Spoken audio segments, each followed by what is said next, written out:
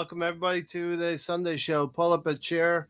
You are all welcome here. And first of all, just wanted to welcome those of you who are in the chat box right now.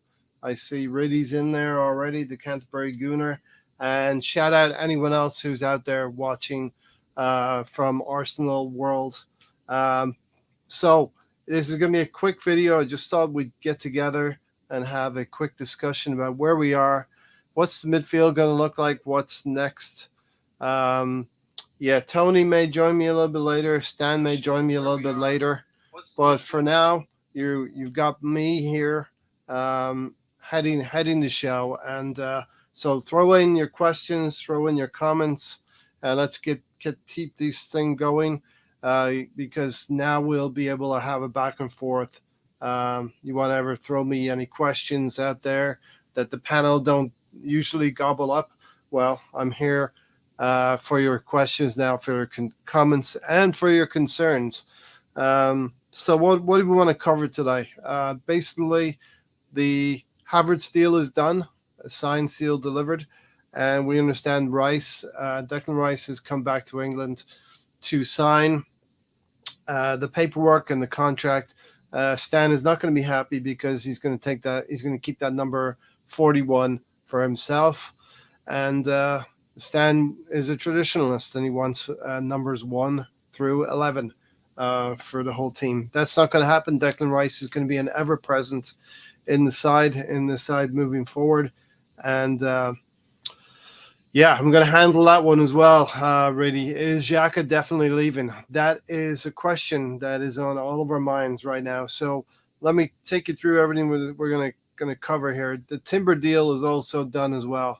So I want to talk about Jurrien Timber and the comments that Marco van Basten had about him in terms of he shouldn't go to Arsenal, advising him not to go to Arsenal, that he wouldn't play.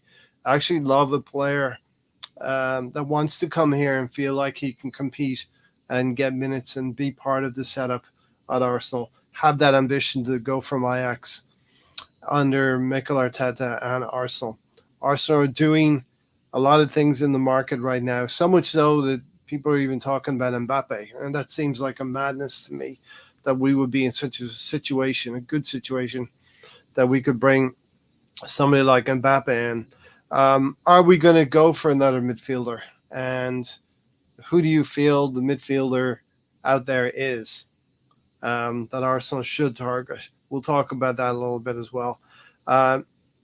I think it's time for Saka to really step forward as well. You're looking at the numbers of probably the best right winger in the league, and that's Mo Salah in terms of numbers. And I feel Bukayo Saka is 5 or 6 goals off of his numbers from last season. So I think we're going to see this season a crossover, a changing of the guard maybe between Mo Salah and Bukayo Saka, because I feel Bukayo Saka's numbers should get better this coming season as well, without any kind of injuries. And even with Arteta limiting his minutes, I feel the more minutes you give Bukayo Saka, the more he's going to wear down. And, of course, the big thing this summer is the biggest improvement we can make this summer is in Mikel Arteta. And Mikel Arteta understanding how to use these players now. That's going to be the big question on everyone's lips. We got Declan Rice, we got Timber, we got Havertz, and whoever else comes in after that we're going to talk about. But how will Mikel Arteta use these players? And for me, that could be the biggest improvement in this Arsenal team. We know what Declan Rice is going to give us, and we know what Timber is going to give us, and we have question marks maybe over Havertz. So let's talk about Havertz as well in this podcast. I'm going to be here for about an hour covering all of your questions. Anything you want to talk about, just drop it in the chat box. It will get previewed because all of you out there are my co-hosts right now. I don't have anyone else in those boxes either side of me or below me. So the final thing I want to talk about, pose this question: is Kai Havertz Mikel Arteta's Nicola Pepe or Mikel Arteta's Granit Xhaka? Mikel Arteta did not buy Granit Xhaka and did not buy Nicolas Pepe. but he went out and got Kai Havertz. So this is a player that Mikel Arteta has identified and brought in. And can he be better than Nicolas Pepe if he's played in a forward position, or can he be better than Granit Xhaka in a forward position? So these are all things we're going to talk about today. So who wants to? What do we want to talk about? Throw it in the comment section what you want to talk about first, and we'll get into it. So I'm going to give everybody in the chat box more and more ownership of the podcast here, and let's get into it here. Welcome to a quick Sunday show. Hopefully Stan will join me a little bit later, and maybe Tony as well. But other than that, you're going to be with me. Riddy, welcome. Thank you for being here as always. BX Gunner, also greetings everyone. I hope everyone is doing really well out there. Watched the Formula One race earlier this morning, and it seemed a little bit more competitive in terms of Ferrari taking the fight to Red Bull, but Red Bull and Verstappen still too strong. And Canterbury Gunner already saying Aston Martin's official complaint in Spielberg. Okay. Here's the first question then. Is Xhaka definitely leaving? There's been some conversation today about Granit Xhaka possibly staying. I feel both of our midfielders this window want to move. Granit Xhaka wants to go back to Germany, and I feel dependent on Declan Rice coming in, that Granit Xhaka would be allowed to leave. Now we're trying to renegotiate, maybe, or redo the terms in terms of he was going to go for about 12 or 13 million to Bayer Leverkusen. We're trying to get a little bit more money. He's still our player, Granit Xhaka is, and there could be an argument that Granit Xhaka could have a better season than Thomas Partey, you know. We've seen the decline in Thomas Partey last season, and Thomas Partey's got a lot of things weighing on him right now, not least form as well, laying on him. So we're not actually sure about Granit Xhaka. There's some mention that he may stay. I personally believe we're going to go for another midfielder, and at that point, that will allow us maybe to release one or both of the midfielders. I think we'll get more money for Thomas Partey. He just has a higher profile, a little bit younger, I think, than Granit Xhaka, and can do a little bit more on the field of play as well. But if Partey is going to Italy, we're not going to get as much money as we would selling to a Saudi team. Russ, thank you for being here. Always thankful for all the names coming in here. Xhaka may stay. It would be the right decision given the fee we would get. Exactly, Stephen. As I'm just mentioning, 12, 13 million doesn't seem a lot for a player who really progressed. We're talking about Granit Xhaka here, who's been with Arsenal for 6 or 7 seasons now, and probably has that stigma of being part of us when we weren't that great.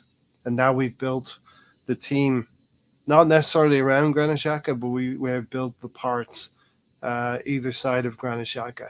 We didn't build the team around Granit Xhaka, but he has improved in the way that the team has improved. So yeah, given the fee, I mean, about 20 million would be a nice fee to bring in from Granit Xhaka, and then all parties could feel happy about it. It may have been a informal discussion that Arsenal have had with Bayer Leverkusen. Granit Xhaka chipped in last season with 7 goals and 7 assists in 37 games. So the biggest ability I've always been saying about Granit Xhaka is his ability to be on the field and to be available. In that left A position, we still don't know how Mikel Arteta is going to approach this left A position, and it remains to be seen if Havertz will fill that area. It gives me slight concern in terms of defensively putting Havertz in there, but if we can rediscover the Kai Havertz from Leverkusen days 3 years ago, we could have a player there. And the narrative around the Premier League will be We're looking at Szoboszlai for Liverpool, looking at Mason Mount for Man United, and we'll be comparing both of those players probably to Kai Havertz as the season goes on.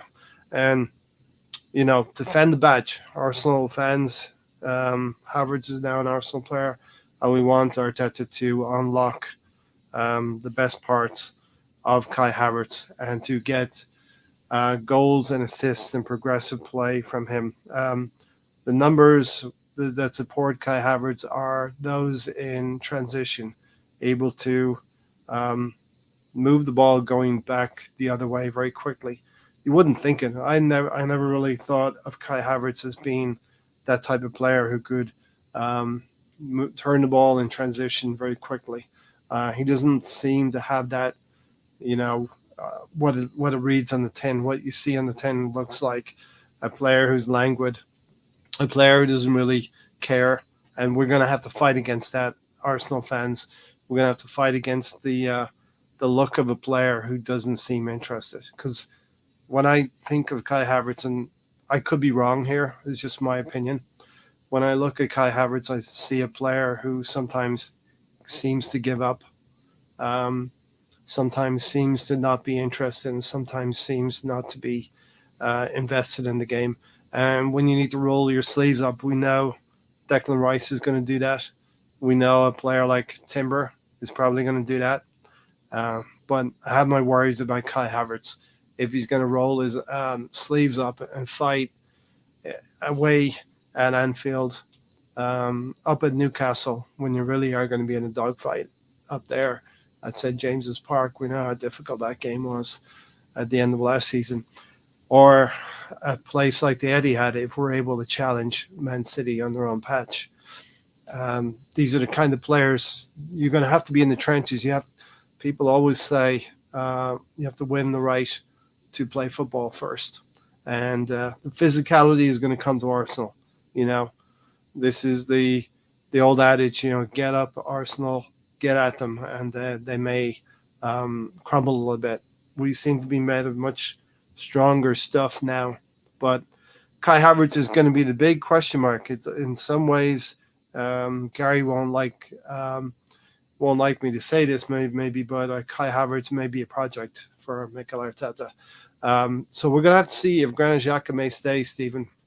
It would be the right decision given the fee we would get, and if we lose Thomas Partey, a lot of us are worried about losing two parts of our midfield in one window, albeit replacing them with Declan Rice and Kai Havertz.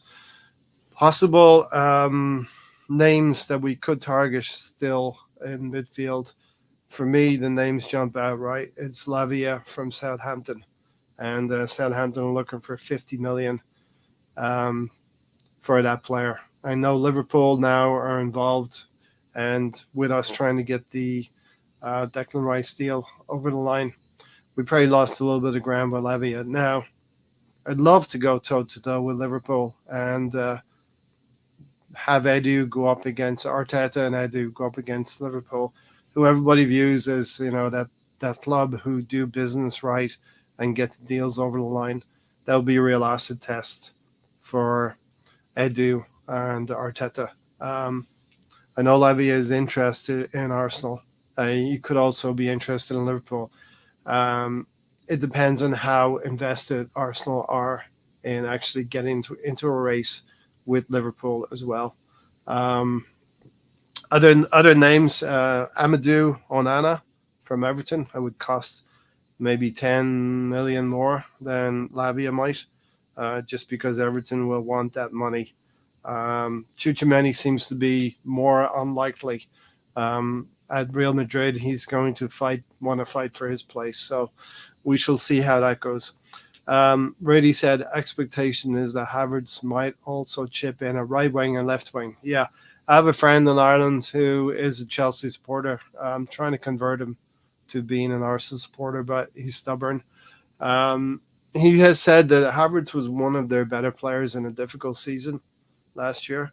12th place, I believe, Chelsea were, and 35 points. So they just evaded They had 44 points. So they just evaded the relegation or getting sucked into a relegation fight. Under Frank Lampard, it was tough at Chelsea. I imagine Pochettino um, will put some structure into Chelsea. I see the Tottenham manager Postaglio, I think it is, forget his name, from Celtic. He'll put some structure into that team and make them improve, but they're still not going to make Europe, in my opinion. Chelsea will improve from 12th place, probably around the 8th in the end, if I'm making a guess at that. I think Pochettino and the resources that Chelsea have, they will start to improve upon that 12th place from last season. Yeah, but really the expectation is that Havertz might also chip in at right wing and left wing. We'll have to see. Mikel Arteta has almost an embarrassment of players now. We're starting to say maybe our depth is going to get better, right? We've been talking about our first 11 being really, really good. But we needed that depth. We need the players to challenge Fabio Vieira, who has basically underperformed and not really fulfilled any potential yet. We want to give maybe Fabio Vieira another chance. Nelson has done well. Let's give Nelson more minutes.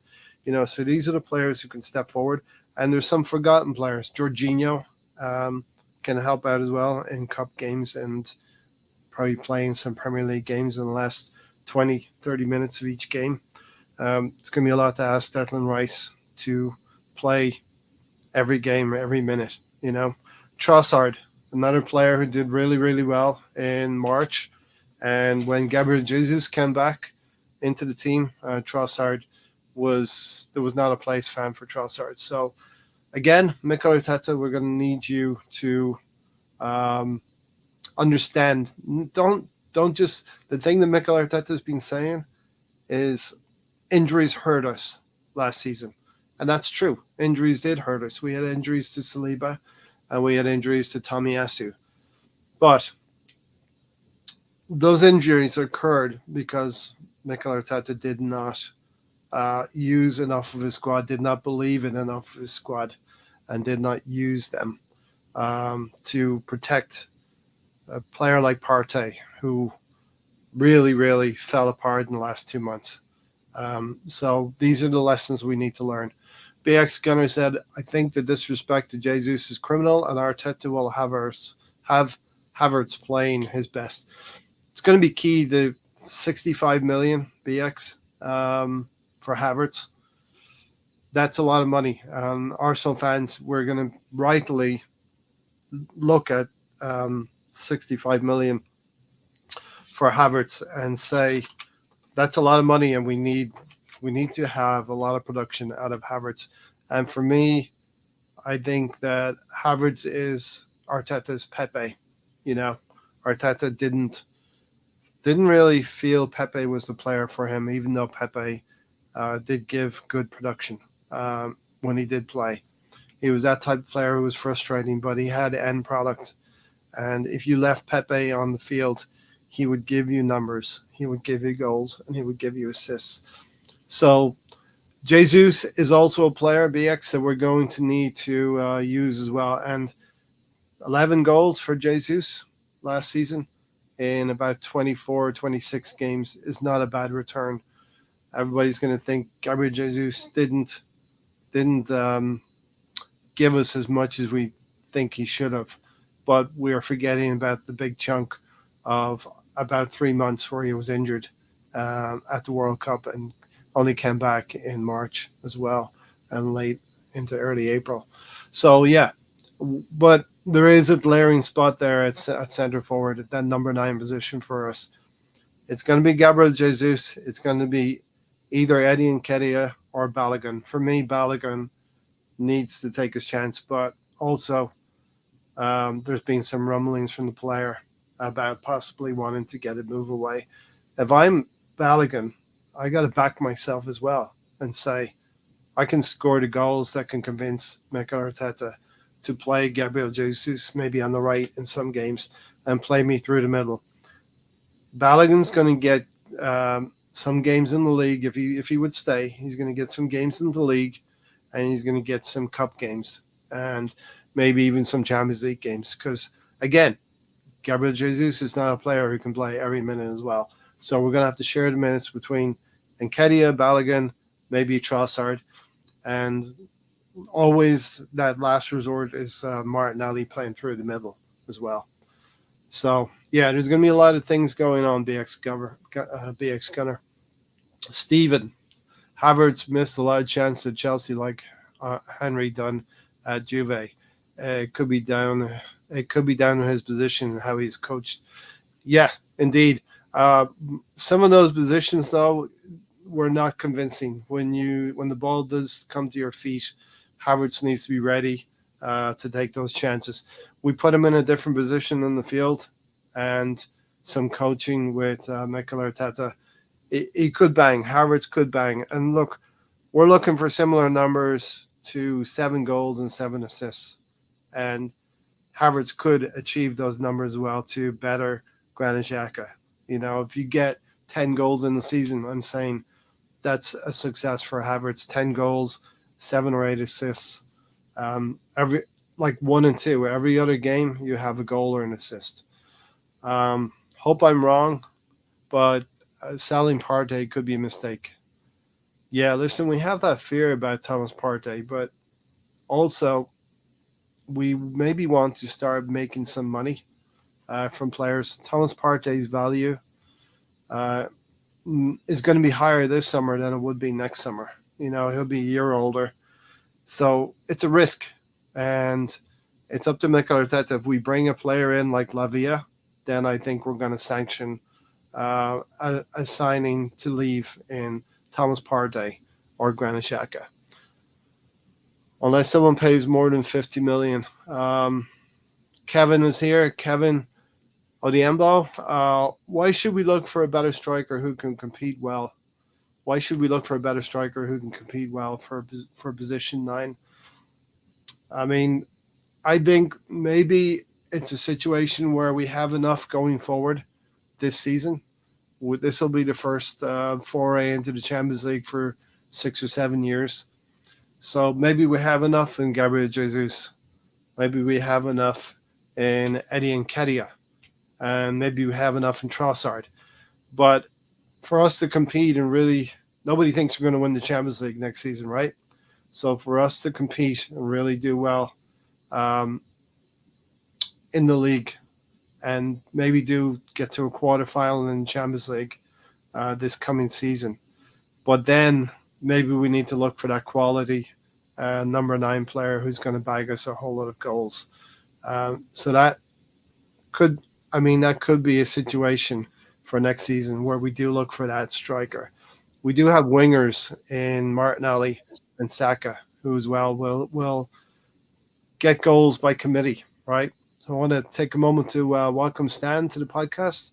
How are we doing, Stan? Good morning. Morning. So we're just having a little dip into everything that's going on at Arsenal. What do you see out there in the news right now to talk about? Or do you want me to just throw some things at you and we can chat about it? Well, I suppose the one thing that we know about the 3 players that we've potentially signed in Havertz, Rice, and Timber. Yep. But the other story that's been catching my eye, which has been going around now for a few days, which I ignored first of all, but then it's one of those stories that it won't go away. Mm-hmm. So I don't know how much credence is behind it, is the links to Kylian Mbappé. Yeah, I just touched on that earlier in sort of the intro of the podcast.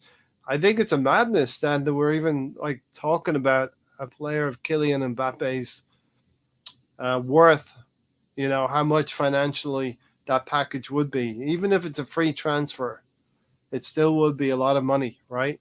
To put into I mean, if they're going to make as I understand it, according to the stories, Arsenal are looking to put a package together to bring him to Arsenal. Should he be available on a free transfer next summer? As if he isn't sold this summer for ridiculous money. So although you say it's a free transfer, there'll be one huge signing on fee, and then obviously there'll be a salary Hmm. package.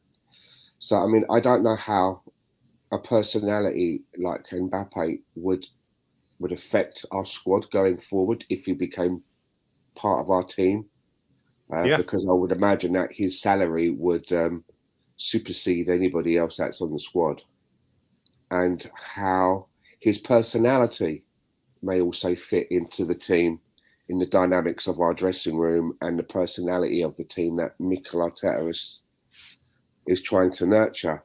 Hmm. So for me, it's a curious link. I mean, I know people say that, like Sam mentioned, that we make money back through shirt sales, but on a Hmm. shirt, as I understand it, the percentage that the actual club gets from shirt sales is quite small. It's a very, very low percentage per shirt. You know, Yeah. we don't sort of Sponsorship. like, Think of the sponsorship deals. You know. yeah, The, we don't get like 40% of a shirt sale. It's in the single figures, I believe. But yeah, I mean, it could also entice bigger sponsorships once any mhm. sponsorship deals that we have run down. All kinds of merchandise. Yeah, You know, doesn't just go with shirts. Um, Listen, I think when you get into this summer window, usually I'm going to say you need to think about Arsenal and any transfer business with some common sense. You know, if it seems far fetched, then it probably is far fetched. But here we are anyway, in the midst of a week ago, Arsenal spending 105 million and going toe to toe with Man City to bring in Declan Rice. So who knows anymore with this Arsenal setup, and um, the amount of deals that we're doing for our existing players. We're improving the contracts.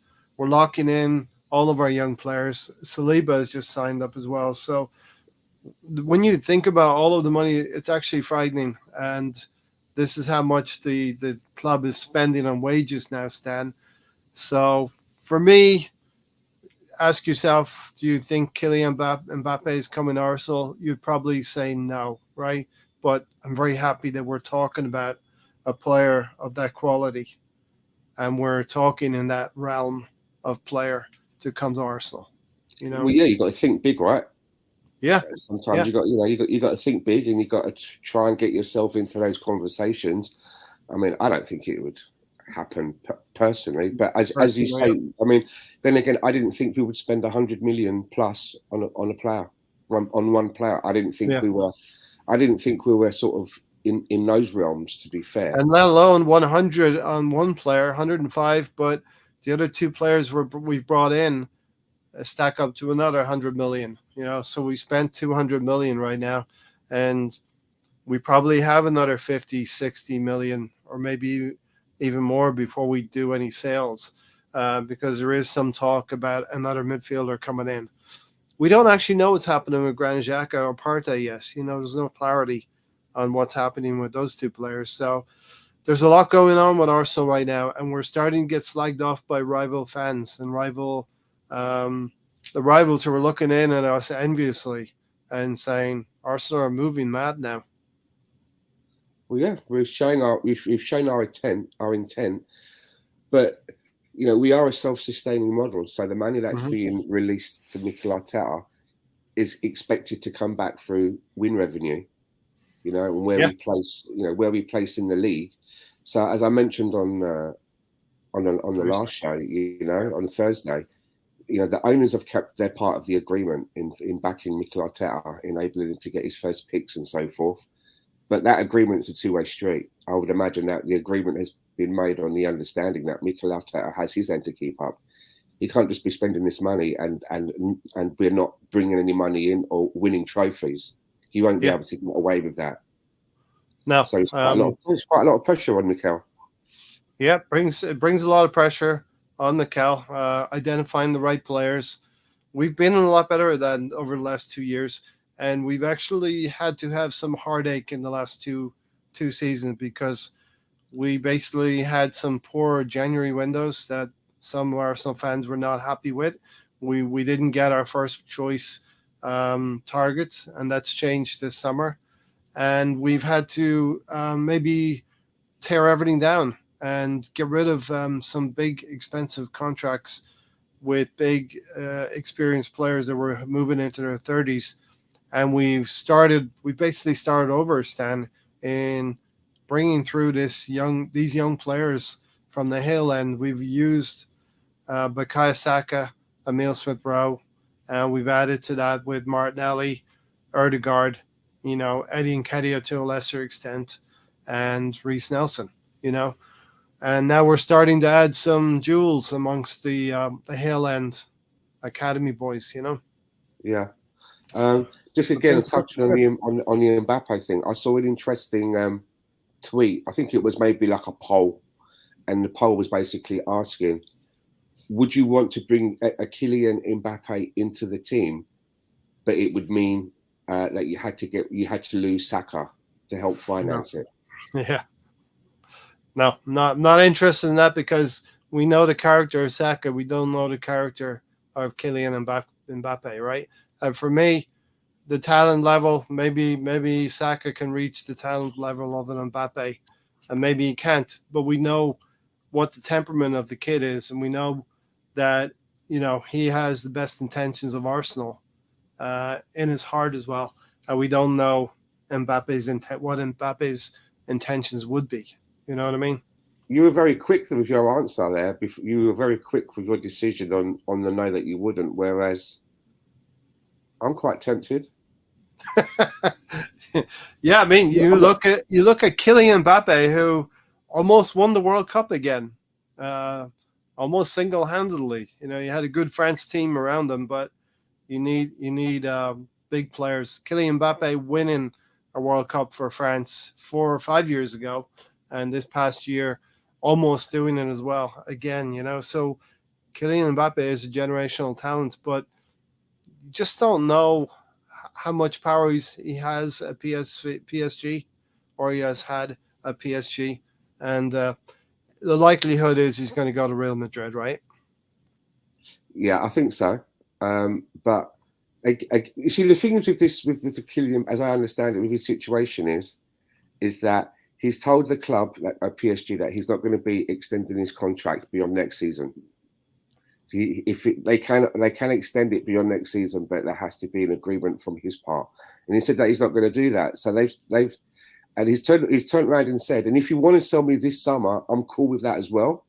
However, if you decide to sell me this summer, I still want my 150 million salary that I would have got for next season. Mm-hmm. Yeah. Which to me is like that's a hell of a move. Or he's saying, if you're not going to do that, then fine, I'll just stay for the next season. That's not a problem. But then he knows that he can leave on a free. Yeah. So, this if the beauty. Go ahead. If you're PSG, I mean, what do you do, right? Because if you're going to get 200, if someone gives you 200 million, say, to buy him, then how much of that do PSG get if they've got to give him 150 million for a salary for next season? Yeah. And if you try and build that into the deal, then you're talking stupid numbers.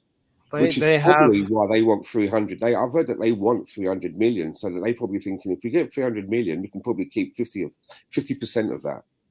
Get something out of it, indeed. We're seeing that with a lot of big players as well. But Kai Saka is 21, 22, and we're already paying him what he's worth. But his salary is going up every contract negotiation, and now we're seeing players who will be locked into their clubs for years. Kylian Mbappe has been one of them. That's an interesting point, because if you look at some of the salaries that where we're entering into, I mean, he's no longer with us now, but the big one was the first one was Mesut Ozil on around 350, maybe including some bonuses in that to bring it up to 350. But I mean, you look at the salary now that Saka's been put on with his new deal, which is close to 300 with probably the bonuses in there as well. And then you look at the salary that we're going to be putting a Rice on, the salary that Jesus is on. There's some big numbers in there. And I always wonder to myself, like, where do you go from there with the next contract? If you're going to keep that player beyond that contract, I mean, what kind of a salary will will we have players on? Are we going to, in a couple of years' time, are we going to have sacked players on sort of like 450 grand a week? Yeah, we may have players unless this bubble keeps expanding. We're all waiting for this football bubble with salaries and to burst, but it doesn't seem to be bursting. But Kai Saka in 2 or 3 years now could be on 400,000. And I at mean, the is age that of 24, sustainable? How the is age of 20, how is a club able to sustain that? Do you know what I I'm don't getting at? know. On a weekly Yeah, basis? we are getting into realms, and probably we're going to watch closely what happens with Mbappe. There's not many clubs that can pay. If Bukayo Saka is being sold tomorrow, it's going to be 150 to 200 we would want, and there's only 3 or 4 clubs in the world that will pay that. You know what I mean? One of them being City, PSG being another one, and probably Real Madrid. You know, so Bukayo Saka right now, if he moves on to another club, which we don't want that to happen, of course, but if he would move on to another club, it's going to be one of those 3 clubs. You know, and so the acquisition of Declan Rice then will have sent reverberations around Europe. 105 million spent, record British transfer fee, and an English international, Declan Rice, an ever present in England team that will have been seen throughout Europe. So the Mbappe, I'm sure, will have seen that. And then he's maybe remembering Arsenal in its heyday. This is a kid who probably grew up watching Arsenal, watching Thierry Henry. You know, in Yeah, his heyday. He had him and his family did have conversations with Mr. Wenger. Mm-hmm. So he Many, knows many about Arsenal years ago about coming to Arsenal. So Mm-hmm. we're not strangers. No, we just needed to reawaken who we are after 20 years. We were sitting at the top table in England 20 years ago, and we've come a long way now in those 20 years. It's taken a long time, and again, Mikel Arteta, I believe, has been the catalyst for all of this. There are Arsenal fans out there who can't stand him for some reason and are going to be so happy to just bear down on him when and if we have a couple of dodgy results next season. I But was going to ask that BX is question. BX says, personally, why does anyone care what they're earning? The reason why I care what the players are earning is because I try to sort of like forward think of where my club's going to be in some years' time, which again is why I raised the question that if you're paying a player 300 grand a week, where do you go from there when their contract finishes and you want to, if you want to keep that player? Sometimes I think to myself, I wonder if a club has ever found themselves in a position where they've won the Champions League that year, but all of the money that club receives in their wins, their win money, if you want prize to call money. it that. Yeah. Yep. I wonder if a club finds themselves in a situation that they come to the end of their season, no matter what country or league they may be in. They look at the trophies that they may have got may have put on the shelf, and the money, the revenue that they've generated through winning, tournaments and games or what have you.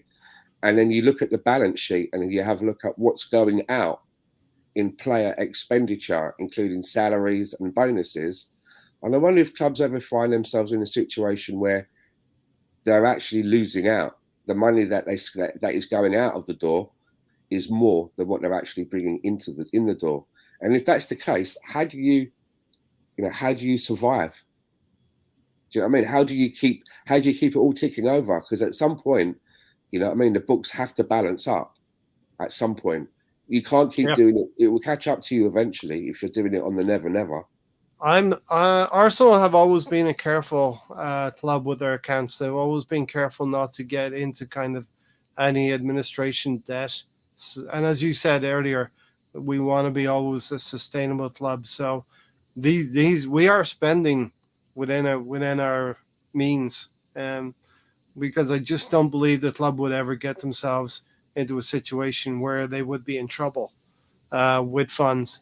And now we're starting to see the extent of where we could have gone in previous seasons, or if we were an attractive club And we've made ourselves, I think, an attractive club now in the last 2-3 seasons, and we're starting to play with the big boys here, with 105 million Declan Rice, 65 million Havertz, and close to 40 million for Timber.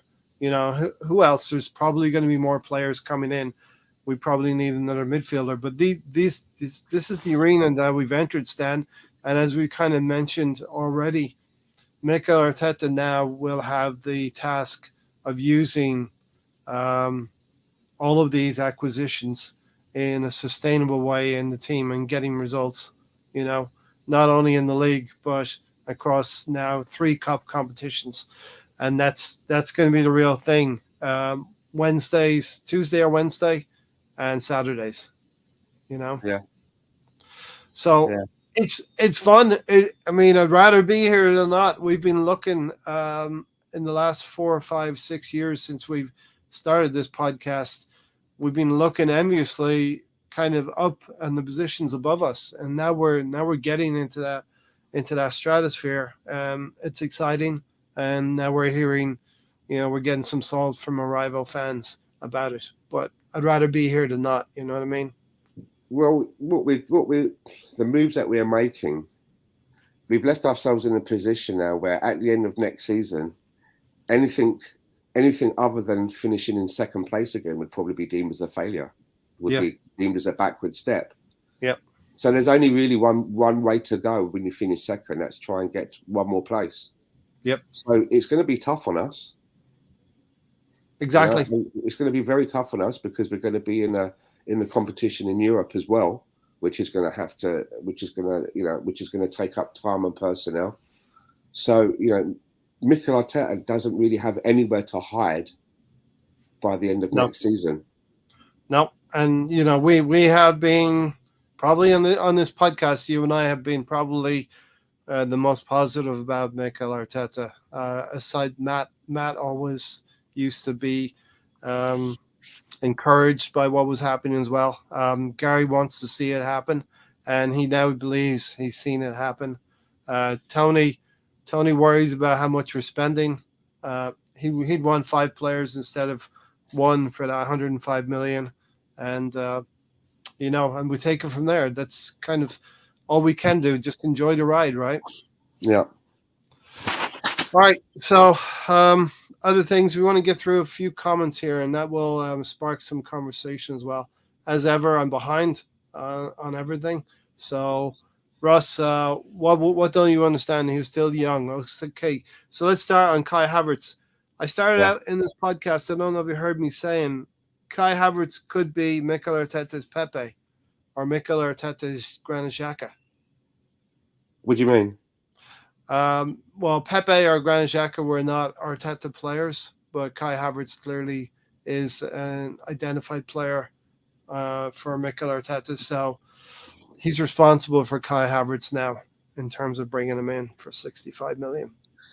It's funny though, isn't it, with Kai Havertz, because you know his time at Chelsea has been, on a personal level, not what they've achieved as a team, because they did win the Champions League, but on a personal, individual level, it's been deemed, I would say, it would be more into the failure column than of a successful column. Mm-hmm. Personally, I would say. Yeah. Yep. And you would think that a player that's going through a tumultuous time, when they finally do go and get sailed, that you'll be able to get at some kind of a deal on them. You know, but I mean, they've not really lost out quite. You know, they haven't really lost out on what they shelled out for him. So it's again, it's going to be a big gamble. Yeah, it's not something we can really comment on. The facts are there. He was a really good player for Leverkusen and got quite a few decent amount of goals there and had good season, which got him the move to Chelsea. You go to Chelsea after 6 months. We're under Tuchel. He wins the Champions League. He scores the winning goal in the Champions League, but he's probably been affected by the turmoil over at Chelsea and not prospered. You know, and what's with the turnover of managers, the turnover of players, and the turnover of of positional changes he's probably had to endure. But there have been a number of players that I've noticed that have, done very well in the Bundesliga, but they haven't done as well when they've come to the Premier League. Yeah. I mean, there was another one in the same team as Havertz, and that was Timo Werner. Again, he came with a good reputation when he came over from Germany, and he just couldn't hit the ground running at all. So I think it's a very big gamble, and I hope that Mikel Arteta knows something that we don't and is able to bring the best out of him. Yeah, and whereas he could say with Nicolas Pepe, he wasn't the type of player that he wanted and was able to send them out on loan. He won't be able to do that with Havertz because he has identified Kai Havertz as a player that he wants. Alex said here, the Bank of England, Arsenal is and always have been well run. So, yeah, for sure. I don't think Arsenal enter into these negotiations for players and salaries and wages with getting into a situation where they're going to be in trouble and it's something unsustainable. Probably, though, Stan, we are budgeting for a number of years in the Champions League, and that will bring its own revenue. If you keep stamping your ticket for the Champions League, you get 100 million each and every summer. Yeah, we have to do that. That's as I say, that's Mikel Arteta's end of the bargain. Yeah.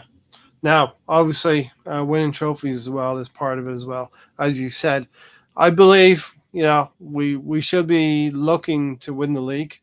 We did well last season. We were a few points away, and we've gone again and brought in Declan Rice, and we brought in Timber and Havertz, and maybe another player or two are coming as well. Obviously, City are going to look at that and reinforce as well. So the league is going to be probably should be a 3-horse race. Liverpool should enter into that as well because they're making some moves at midfield. But Champions League minimum for me, we should be getting into quarterfinals in the Champions League and then take it from there, see what happens in those knockout 2-leg stages. And domestic cups, we need to do well in domestic cups as well. And that is where it's not going to be hard to pick your best 11 for Mikel Arteta, but to mix up the team now in a Carabao Cup, in an FA Cup, we need to be able to navigate that as well. Yeah. Boise says, unless we do a City and pay into offshore accounts, there's no way that we could Arsenal probably could or should do that. Do you remember when last a Chelsea striker did well? Yeah, maybe it's been a while. Drogba,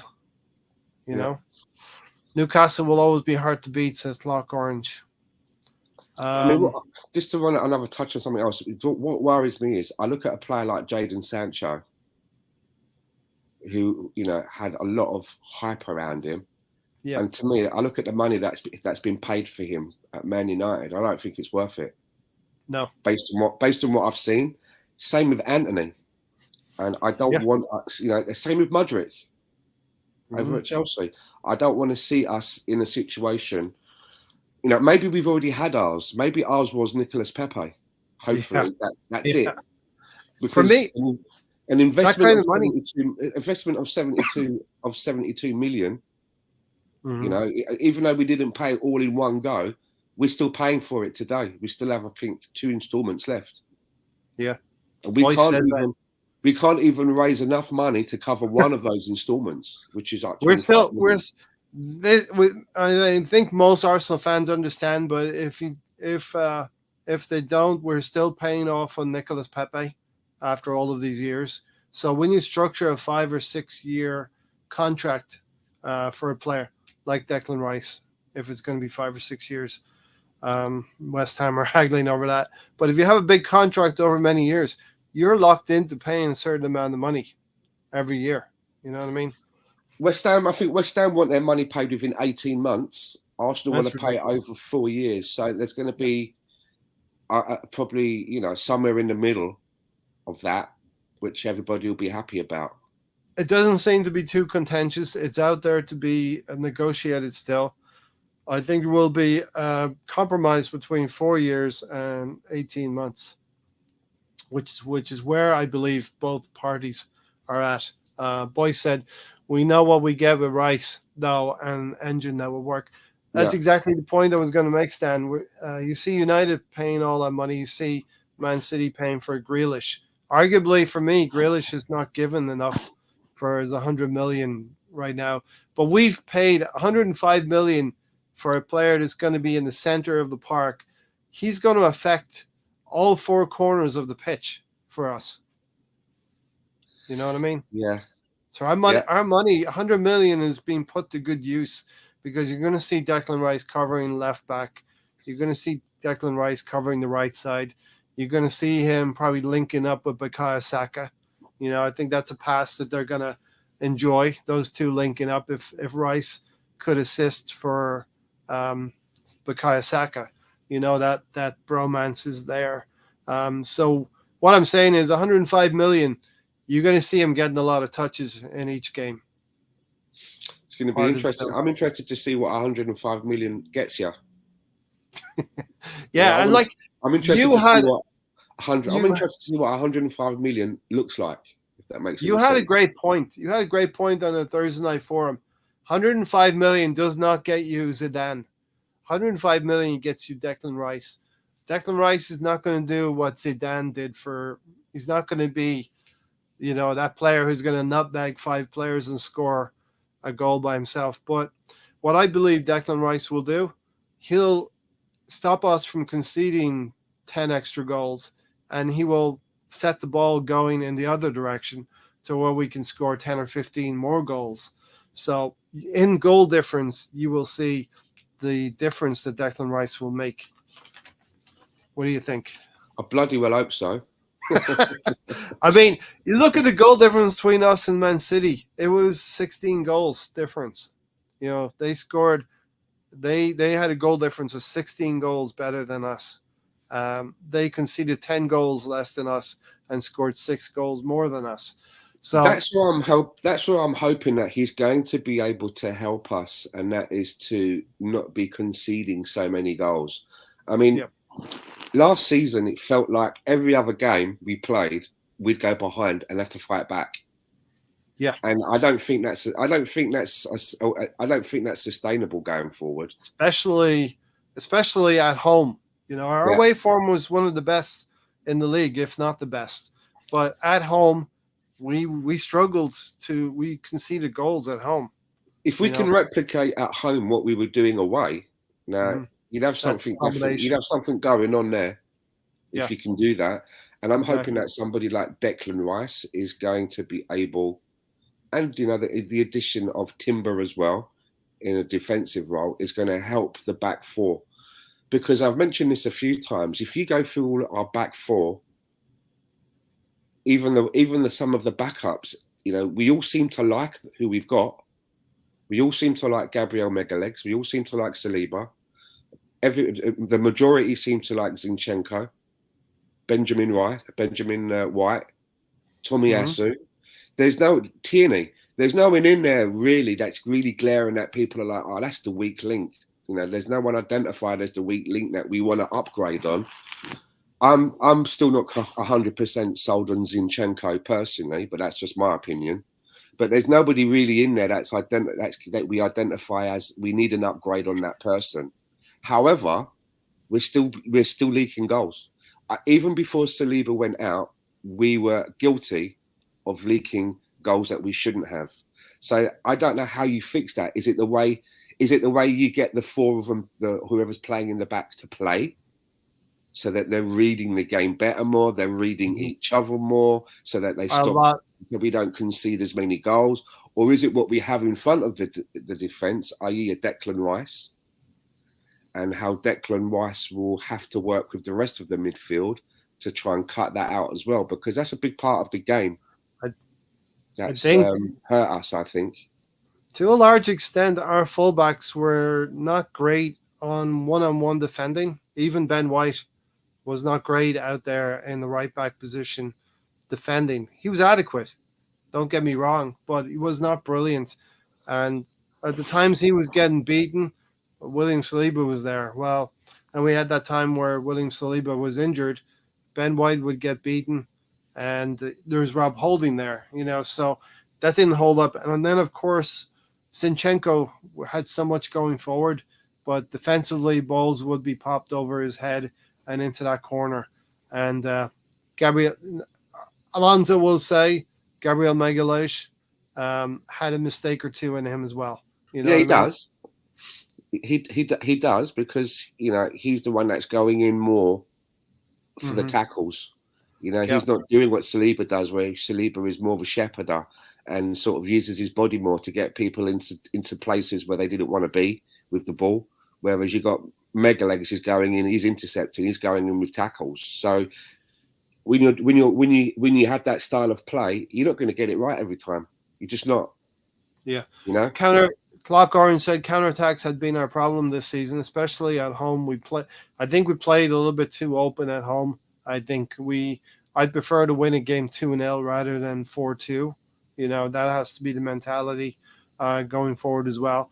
And I think Declan Rice will help in not putting so much pressure on Gabriel Magalhaes or Zinchenko or Ben White, because he'll be able to shield and stop a lot of the traffic coming their way in each and every game. You know what I mean? Yeah. Ray Anderson said, watching some highlights, and welcome Ray, on Rice the other day. I don't like how he tackles, and to come to Arsenal, the most hated club in the league, he might get many yellow cards. I think he's an England international, though, Stan. Might help him a little bit. What do you think? So. Seems to help Harry Kane. Yeah, I think, and I think Declan Rice, he's one of those midfielders. He will go to ground, but I think for the most part, he stays and waits for a player to lose control, and then he nips in and gets the ball. Alex Guittari, welcome here, Alex. New names in here. If any of you are new, hit the subscribe button, hit the like button. We'd appreciate that. Stan, should we go for Thuram and Lavia or Caicedo as one for 80 million? And when you get Caicedo, you kind of get two players, don't you? Because of the variety in positions that he can play. He's been playing in that right back position as an inverted fullback, but his main position is a midfielder. But we are. I want us to have a few more bodies. So I like the idea of a Thuram and a Lavia. Mm-hmm. I think Caicedo is going to Chelsea. I think that's just going to happen. We've sort of decided to go for Rice. We've been all in on Rice, and I've been happy with that, because that's kind of been my first choice. I know you and Gary were split on that, whether to go for Caicedo over Rice. But I think we're going to get into, maybe if we want Lavia, we're going to get into a transfer battle with Liverpool, because I believe Liverpool. That's all right. We've just won one with Man City. Huh? I said, that's okay. We've just won a battle with Man City. Yeah. I think it'll be a true indicator of the kid as well, Lavia, if he wants to come to us. Looking at us over the last 18 months, but then you have that appeal of a Jurgen Klopp or Liverpool. It's a true asset test of where we are versus Liverpool and City right now for me. Yeah, and I'm more convinced as well that Thomas Partey is going to be moving. No, Thomas Partey is moving on. I'm very convinced about that. Right. Now, let me ask you this. Yeah. Are you comfortable with both midfielders? And Alex, you're welcome. You're definitely welcome to the circle here. Stan, are you comfortable with both our midfielders leaving this window, Partey and Xhaka? It all depends who we're replacing them with. Let's say I feel with Granit Xhaka, for me personally, he is a player that is now at the stage where I'd like to see him upgraded on. I think he has taken us. I look at Granit Xhaka like Moses in the New Testament in the Bible, where Moses was charged to lead God's people to the promised land. But he wasn't allowed in, was he? When he got there, he wasn't allowed into the promised land for his past transgressions and his Even sins. parted Yeah, the seas, even. Yeah. he done all of that. But remember, he had some past sins where I think he killed an Egyptian, one of the Egyptian guards or something like that, and God, that was his punishment. So Right. it's the same with Granit Xhaka. He's led us now to the promised land of the Champions League, but he's not allowed in for his past transgressions. And he does have past transgressions, I seem to remember. So, Previous. Yeah. that deal has now been, that debt has now been paid.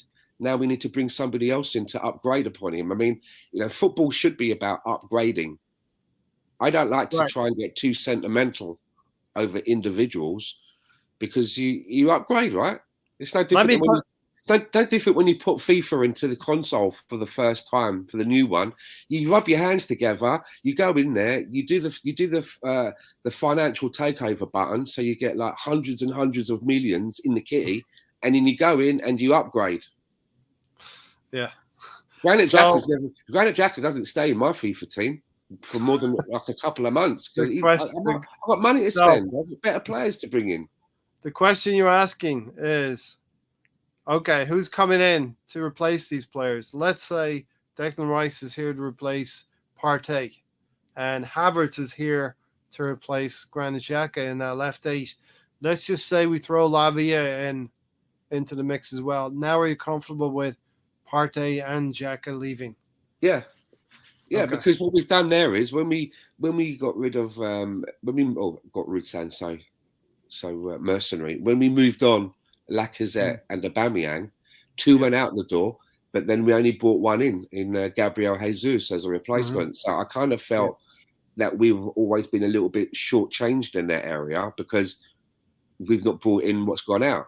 In this case, what you're saying there, we'd be over. 2 have gone out, but we brought 3 in, and you still have Jorginho, to call upon, and you still have even behind him. If we really are in bad need, there's still Mohamed El-Neni as well. Yeah, Jorginho. So the midfield for me, I like the variety in midfield. That would be some variety if you think about it. You'd have an El-Neni, you'd have a Thomas Partey, you'd have Partey's gone. Sorry, El-Neni, Jorginho, Declan Rice, Kai Havertz, Martin Odegaard, Vieira, Teabag, Emil Smith-Rowe. Emil Smith-Rowe. That's 7. You could even play Trossard there as well. Trossard, that's 8 players for 3 positions. So, and they're all players that have different degrees of what it is that they bring. Some are more defensive-minded, some are more attack-minded. So we're quite versatile in the 3 that we can put out. I think that's enough. Yeah, I think that's enough for that area. I do too. I'd love to bring in Levia, just get that one more in there, just for flexing our muscles a little bit. We did it to City, in a way. We got Declan Rice over the line. I'd like to do it now in direct competition with Liverpool as well. We're looking at 4 or 5 years where we should be smiling, but it's got to be a window of 4 or 5 years where we're grabbing titles and winning trophies. You know what I mean? That's what it's all about. Russ said Havertz has been brought in as he can play a false 9. We already have a false 9 in Jesus. I think, though, Havertz is going to play that left 8, but he can play that false 9 as well. The deal may be over 4 years, but we might be able to negotiate, Sam, on 3 years. I think the way that we will play with Kai Havertz will be, yes, on paper, Kai Havertz takes up Xhaka's place. I don't think that he's coming to play when Jesus doesn't play.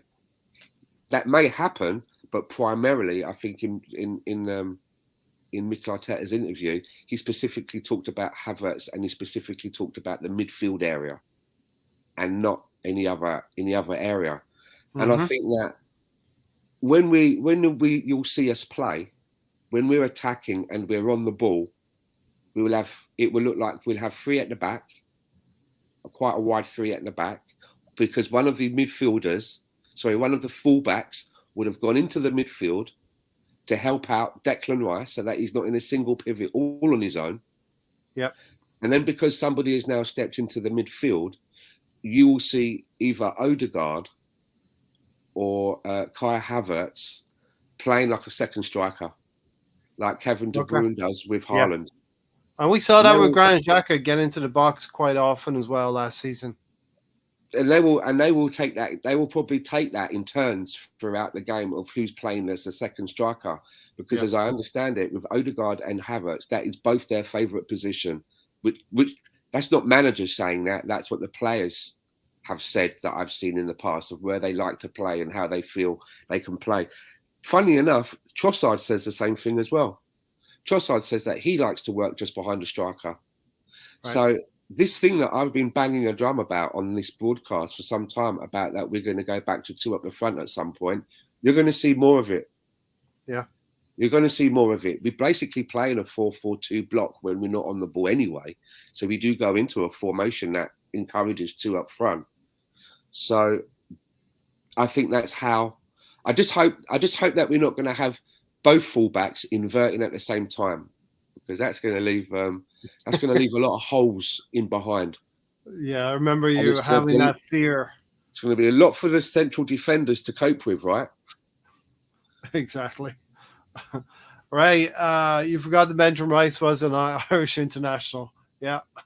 He turned Ireland down in the end. How come everything has gone quiet about Caicedo? That's because I think Chelsea have their mitts into him, boys. Too much. They got their filthy claws into Caicedo.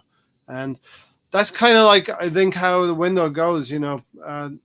You decide maybe before the window who you're going to target, and you do a lot of work on that player. So Arsenal got Rice. Man United did a lot of work on Mason Mount, and we got Havertz. Lavia, Liverpool have been talking to Lavia, but we could come into that deal now pretty soon as well. Timber can play right back, right centre back, and defensive midfielder. Yeah, Alex, I can tell you one thing for sure though, which I will put a bet on. You won't see him playing as a defensive midfielder. No. How many times have we had people that can play in a defensive area, and we always say they can play in the defense? Like, for example, Callum Chambers. Yeah, when Callum Chambers went on loan and he was playing in David Luiz was another one. Ben White is another one, but we never do it. We never do it. We don't put our defenders into that midfield area. Yeah, and I think I know the reason why, and I've said it before as well. The reason that most defenders are playing in defence is because they're shit in the midfield. They're no good on the ball. They don't have what it takes to with time on the ball. They get moved back a position into the defence. I mean, the only way something like that would happen, Sam, is if you have a sending off. If you have a player sent off or injured, and you need to do something like that. Alex has found the Arsenal fan circle, so thanks for joining us. Cheers, Alex. We are a smaller channel, but I like to call us kind of a cult channel and a small, tight-knit group. So everybody welcomes each other. We have a slight difference of opinion on the panels and on the chat in the chat box, but never degenerates into anything. Never generates into anything bad. You'll always find, Alex, the same people generally in our chat box each week. We do shows on a Thursday as well, the Thursday forum. You usually see my lovely, pretty face, but as I'm still in bed on a Sunday morning, I don't think anybody wants to see me provocatively lying in bed. And nobody wants to listen to my voice for over an hour and a half or whatever it's going to be. And so I'm glad you're here. You joined us, Stan. So and we do have more panel members as well. There's a few more people that we have in here, like Tony, Alonso, Gary. There's a few people that we do have coming in there. Sometimes Sam, you see in the chat box, Sam Greenwood pops in with us. And we also have an interloper that is known as Mr. Tom. Yeah. He's a Leeds United fan, but now he can't leave us alone. He's a private Arsenal fan as well. So, welcome to the channel and to the family, to the group, to the community.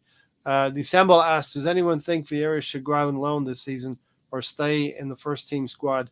A lot of talk about him being lightweight. Maybe a loan might be not a bad thing for him, Stan. But I'm Do you thinking think there's about going to be minutes for him? here's the thing with Teabag. I've got a lot of faith in this guy. He's like my little personal project. I really want him to come good. And I also think as well that when you spend around 35 million on a player, I'm not sure that that's the sort of player that you send out on loan. Do you know what I mean? Yeah. I think what you need to do with Teabag is you need to, whatever it is that you need to do with him, you need to do it in-house now. Give him one more season. This is a guy that's, he's been playing sort of first team football in Portugal. I don't know what sending him on loan is. The problems that you've identified, if you've identified problems with Teabag at Arsenal, he would just take those problems on loan, especially if he went down into the Championship or another Premier League team. It seems like I'd like to see what he looks like after a pre-season and is injury-free. Because you remember, right, when we got Martin Odegaard on loan, it wasn't 100% in the fan base that we've got to do everything that we can to get him back. Please get this guy back. We can't survive without him. Get him back and make him captain. The majority of people were saying, like, can't we get James Maddison instead? Can't we get Bundia in instead? We don't. He's better than Odegaard. Poor James Maddison. He's gone to Tottenham.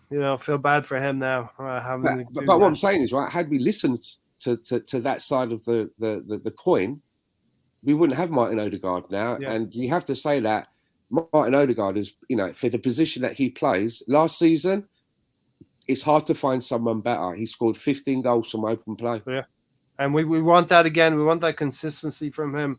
The season's coming, like Lampard did in his heyday. Habisha too. We need Mbappe and Tchouaméni. If you look at Odegaard, he struggled at Real Madrid, struggled to find his home, and now he's come to Arsenal and he's doing bits for us. I don't think Martin Odegaard struggled to get into the Real Madrid team, but what they do is they buy in players. When they keep buying in players, and especially in certain positions. Like, what is the point of them constantly buying midfielders when they know that they're not doing anything? They're not going to change anything in those areas until Kroos and Modric can no longer play.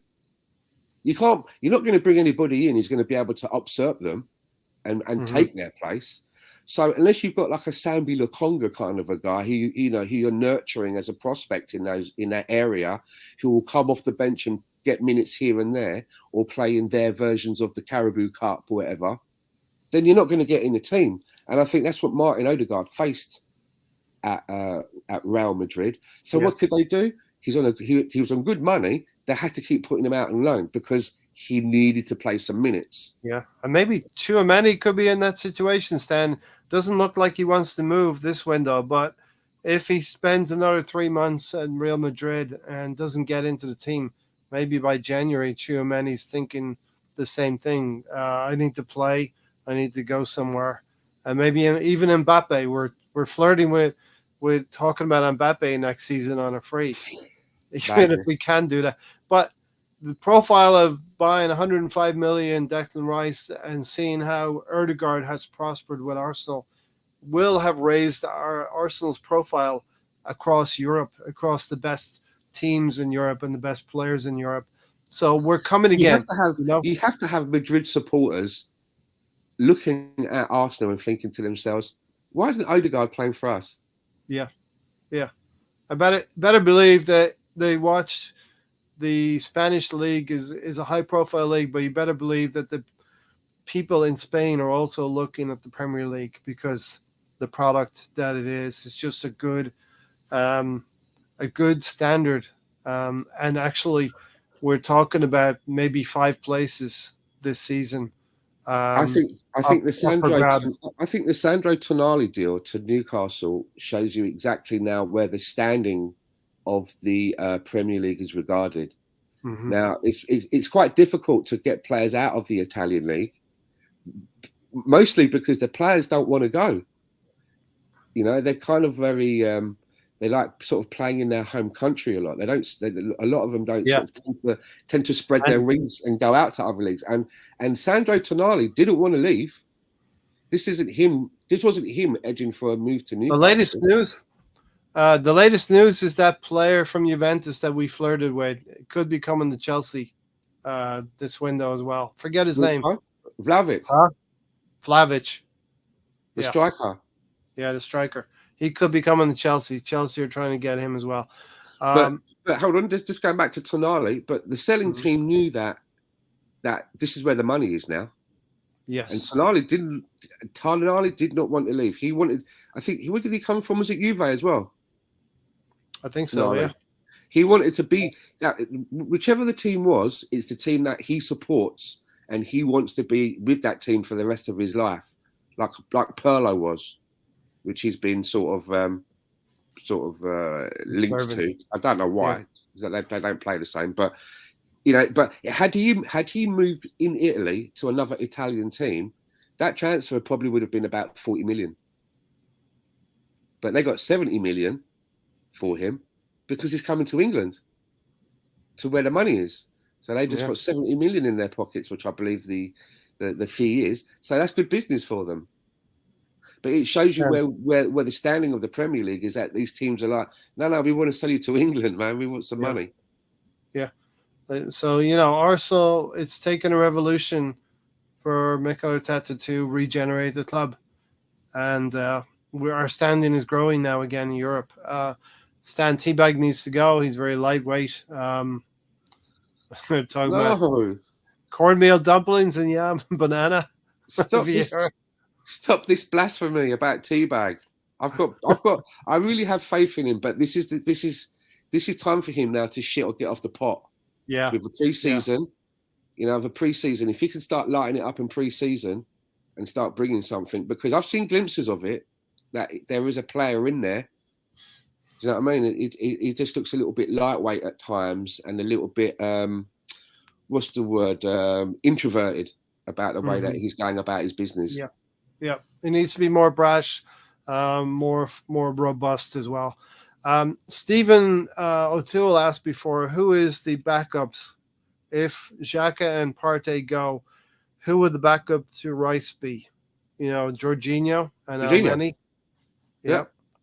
And in Granit Xhaka's case, we don't actually know, but it could be Havertz.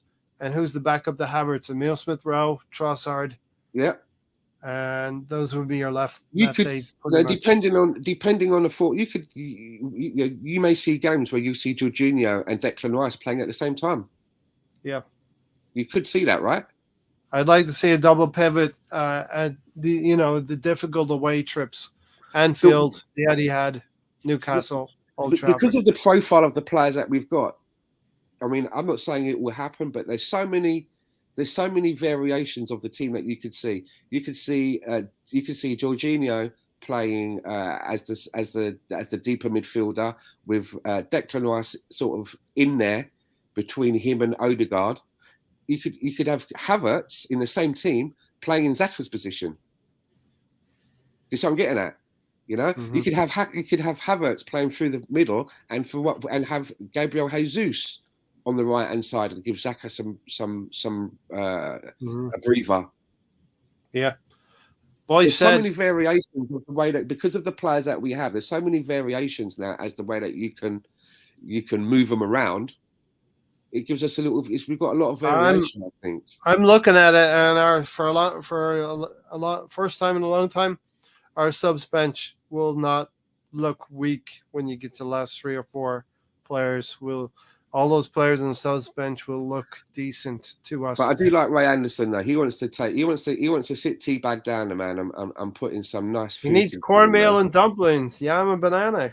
Man needs some green banana and thing. You know what I'm saying? He needs his green banana in dumplings and everything like that. His saltfish and aki. I know what you're saying.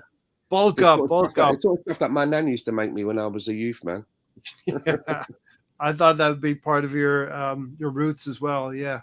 That Ray's getting that there. Boys said, thought we agreed personal terms in January with Caicedo.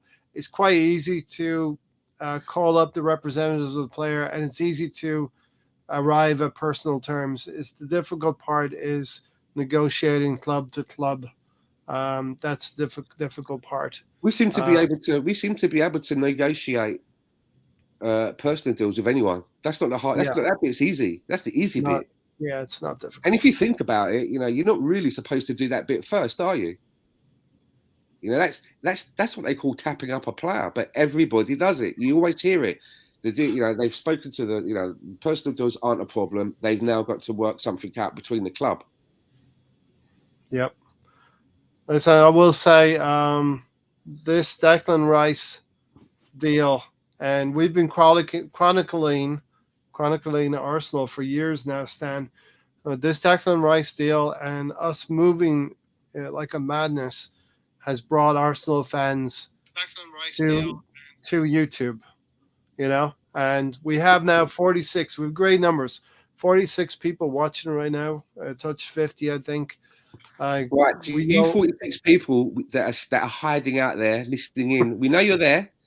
We know you're out there listening in. We're glad that you're here with us. But do us a favour, if you like what you're hearing, because that's a lot more people than we have in our chat box. We've got a lot of our regulars in our chat box.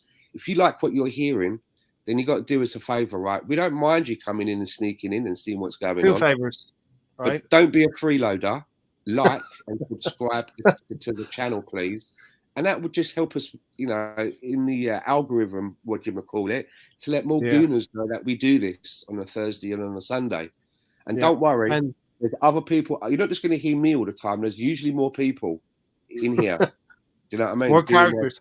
So there's a lot more. As we were talking about our squad, there's a lot more variety here at the Arsenal Fan Circle as well. We've assembled a five-a-side or six-a-side team. And the other thing as well, connect with us. Let us know where you're watching from. It's always nice to hear that type of thing. Just say hello from the UK. Hello from Spain, wherever you are. More people watching this than the BBC. Well, maybe that's the problem with the BBC then, Sam. It's cheaper to watch this than the BBC for a start. Spurs have signed Solomon from Fulham, and Solomon was a player who played well for Fulham on loan from Shakhtar. So, yeah, listen, every team's gonna tool up and load up this season. Ancelotti didn't want to use Odegaard; he didn't like him. Another manager might have used him. That's true. Yeah. I mean, Real Madrid have an embarrassment of riches. Sometimes those players are sitting on the bench. And they don't get enough. Did you see the new Vinicius Junior contract? He's got like a release clause in there of like 900 million, something like that, right? 869, not far off of 1 billion. I mean, they should have just rounded it up to 900 million. I mean, I don't know how they arrived at such a number. You know what I mean? I don't know why. I don't know why a player would themselves agree to have that in there, because if things go wrong at the club, and you're trying to you want to get an exit out of there, it's going to be really difficult. And someone like Vinicius Junior, who very recently was on the bad end of a lot of abuse from the crowds over there, the spectators over there in Spain. You never know that at some point he may get to the feeling that he doesn't want to be there anymore, and now he's locked in with this huge contract, which may make it difficult for him to get away out of there if he needs to. But I'm sure he can. I'm sure he can have sleepless nights thinking about that as he lies in his bed, which is held up by big piles of money. Early Doors Football TV, welcome here. Big up to the legend Stan the Man, and the voice that is Stan the Man too. Yes, I am a legend in my own lunch hour. Not my lifetime, my lunch hour. Stefan's not a fan of the teabag. Come on, Stefan, get on board. BX, in your opinion, who do you think Arsenal will let go or sell? There's a lot going to happen still, Stan. You know what I mean, in this window.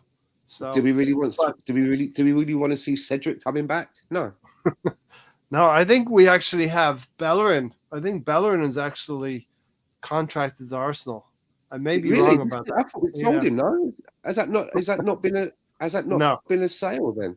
I don't think. I think he still has a contract with Arsenal. So, see, this is the thing about when you send people out on loan, not because they're young and you're trying to see whether they're going to make it, but they're kind of surplus to requirements. And you send them out on loan, and there's no clause in there for the loanee to have to buy, that they must buy them.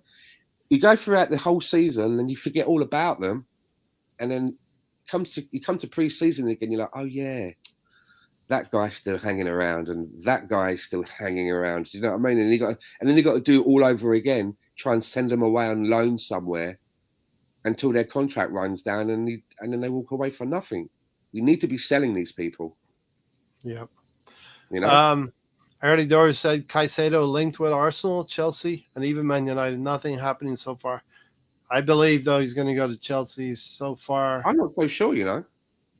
I'm not so sure that if we make some sales, because it's all about projections, you know, we've committed to it's how it works, right? As I understand it, we've committed to West Ham that we're going to pay them 105 million. There's going to be a fee up front, but as you know, we want to break it down over 18 months. So then what you do is if you sell some players, and you sell some players, the clubs that are buying those players are doing the same thing. It's all projections. We'll pay you X amount for this one. We'll pay you X amount for that one over a period of time. So then you know what you're working with. We've got 105 million going out over a 3-year period. And maybe over the next 2 years, we know that we've got 75 coming in. And therefore, we can offset that by going out and getting more players and promising more money to those clubs with our projections. It's when a club says, yeah, we want it all up front, or we want 60-70% of it up front. That's when it makes it a little bit dodgy, because then you're thinking, well, if I commit all of my eggs in this basket, I can't get any more players in and promise their clubs future projections, future payments. Do you see where I'm coming from? It's kind of like robbing Peter to pay Paul. Do you know what I mean? Money is traveling into your account. As soon as it comes into your account, it's going straight out the other end because of your commitments.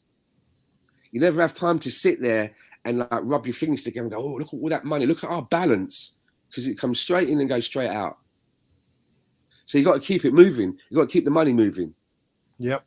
So if we know that we can get rid of Thomas Partey, Granit Xhaka, Cedric Suarez, and Nicolas Pepe, which is going to be very unlikely. There's a few others in there, and we know that generates us 80 million coming in within the next 2.5 years. Then we can go and get a Caicedo. We can do that then. We can go to Brighton and go, we can pay you 85 million, and we'd like to do it, please, over the next 3 years.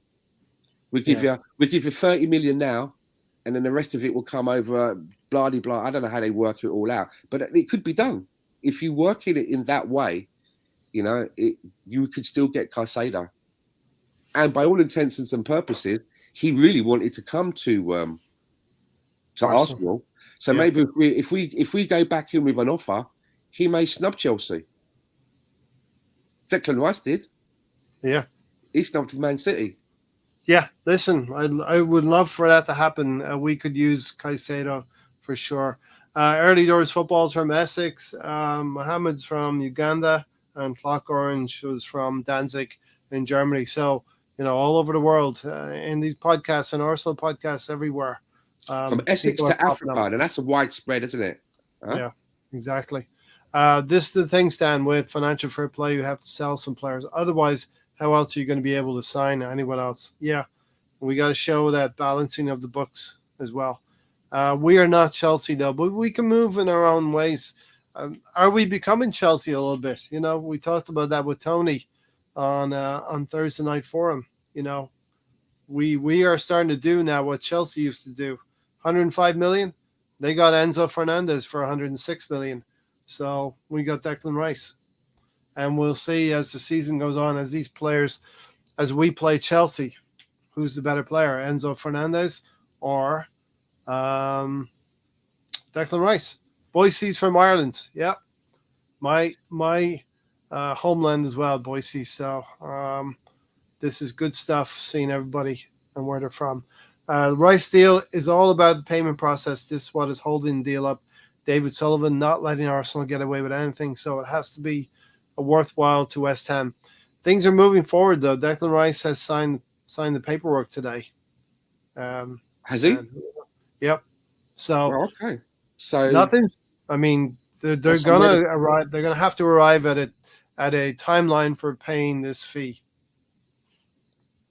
You know, Yeah, I didn't know that Bellerin was still an Arsenal player maybe, either. I thought that listen, we'd maybe he managed did to leave get on a rid of free him. transfer. I won't be the first time that I've been wrong about something. Are we ready for the And it wouldn't be the preseason? first Yes. time that we'd move someone on a free transfer. Yeah. Are we ready for the preseason? I think we're going to be ready for the preseason. We got these 3 players in, Stan, and at the end of next week, we'll be going to Germany for the first game. So I believe we're ready for the preseason like we were last season, and we won, I think, 7 games on the spin before our first ball was kicked in anger. So Mikel Arteta has been at pains to try and do something similar and to bring a settled team to Germany and the US. Yeah, I mean players as well. When the players go away on holiday and they start making their way back to the club for the pre-season, this isn't like it was in the 70s and the 80s. They don't come back after they don't go away on holiday and just eat steak and drink loads of beer and then they come back really fat and then they have to wear dustbin liners under their jogging outfit to sweat it all out. While they're on holiday, they're still keeping fit. I believe. Yeah, definitely. Haven't we seen some pictures of some of our players doing some fitness work while they're supposed to be off? Yeah. Even Declan Rice, I think, on holiday was doing something similar as well. Boy said was thinking there was Irish in that voice. Yeah, born and bred, Boise, born and bred. So hopefully you hear the American accent has taken over in 20 years of me living here, but I do try to get back to Ireland regularly. Chris Nix from Cyprus, Stan. Oh, nice. My mum lives in Cyprus. Yep. She lives in Satira. She lives about a 5-minute drive from Ayia Napa. It's a really lovely place. Love it. As we know, Ray Anderson from Jamaica, so really great to get my to mother's engage from Jamaica. So there you go. There you go. Declan Rice and Caicedo stand no chance getting through Alexis and Dominic Lavia and Thuram. Declan Rice and Caicedo stand no chance getting through Alexis. Okay, this is Liverpool. Yeah. If you get Lavia and Thuram, you know what I mean? You got Szoboszlai and you got Alexis McAllister, Liverpool challenge there. Shout out to Henry Ray Baker. I think the Rice deal will be announced this week, so it's just a formality, definitely.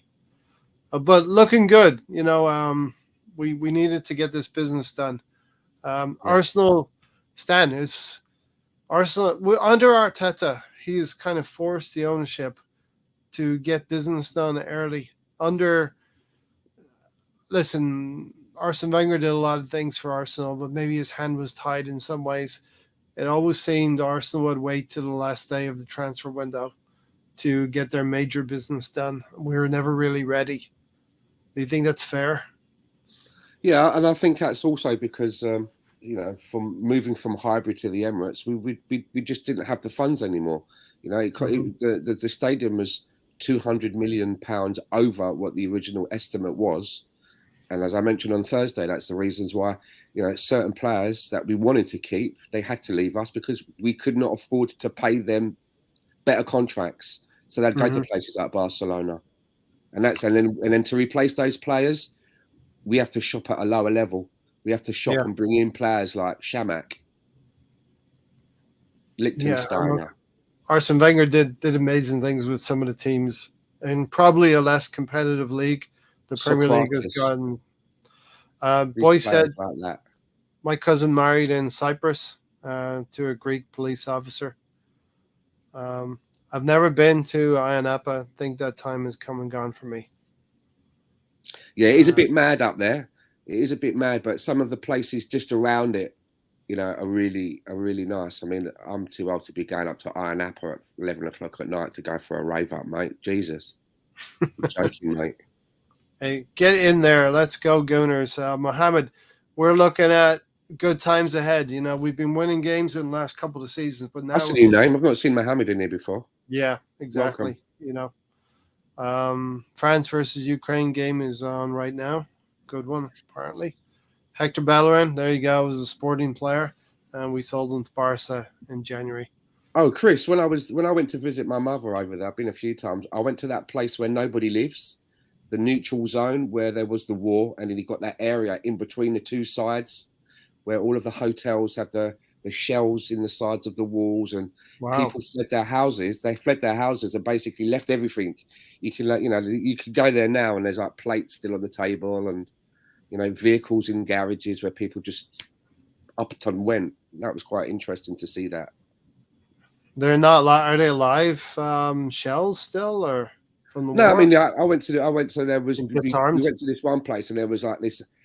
It was like a beach Russia. area with a huge hotel on it where nobody was staying in the hotel anymore. And if you looked up at it, you could see the masonry was all cracked where shells or bullets or whatever had been hitting it, in gunfire and stuff, Need to be early 20s for that crack. Chris is our West Ham fan, a resident West Ham fan. At least with the transfer window, clubs are getting business done early rather than the last couple of seasons. Literally waiting at the last moment, so the season should be good to watch. Yeah, because the season starts, the window's still open, and you're still trying to negotiate and bring somebody in, and then once they come in, they're kind of behind. They have to get up to speed really quickly with what the team orders are, the instructions and how we play, and getting to understand how their teammates are. And again, Vieira, Teabag, he kind of missed out on that, didn't he, last season? His first season, he missed out on that. So I'm really hoping that he can get that under his belt. Big season for him, I really think so. Yeah, it has to be for him, for Nelson, even Trossard to establish himself and really start knocking on Arteta's shoulder, and Jorginho as well. But we know what they can bring for us. Just to let you know, from Early Doors Football TV, Ray and Stan, I'm a West Ham fan, but for me, it's about football and the love of the game, regardless of who you're getting a great player in Rice. And we've had. I didn't know you was a West Ham fan, Early Doors. I didn't know that. I've seen you in here a few times, and I've also seen you in a few other places, like Harry, Chronicles of a Gooner. I think I've seen you there in his chat box, but I didn't realise that you was a West Ham fan.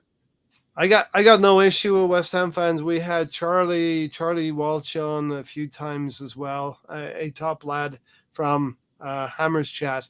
He does the live watch-alongs, and so really get along with Charlie as well. Didn't understand West Ham. I don't understand any fans really, and West Ham fans who feel it's better to sell a player like Rice to Man City.